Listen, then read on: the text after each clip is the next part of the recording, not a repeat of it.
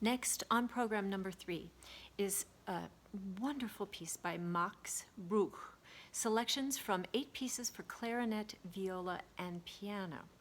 It's somewhat unusual, as it's a selection of 3 pieces from this longer work for clarinet, viola, and piano by a masterful composer that you've probably not heard of, Max Bruch.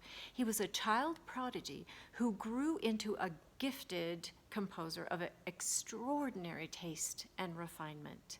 He's most famous for his violin concerto, so you may have heard of him.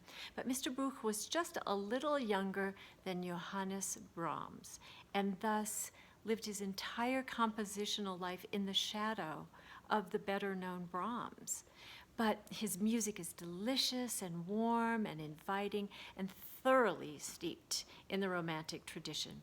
These pieces were composed late in Bruch's life. He was in his 70s, and he wrote them as a gift to his 25-year-old son, who was just becoming a professional musician, a professional clarinetist, actually. And what a beautiful way to be sent out into the world as a professional musician. This was in Berlin, 1910.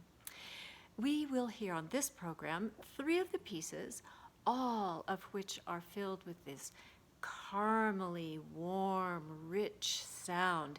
All 3 instruments have the same register, the same timbre, and it creates kind of a feeling of nostalgia as we listen.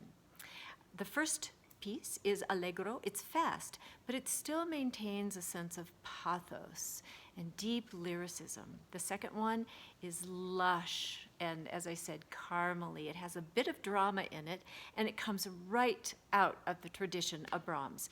This is the twilight of the Romantic era music that Brahms wrote, and that Bruch decided to continue to write in that same vein.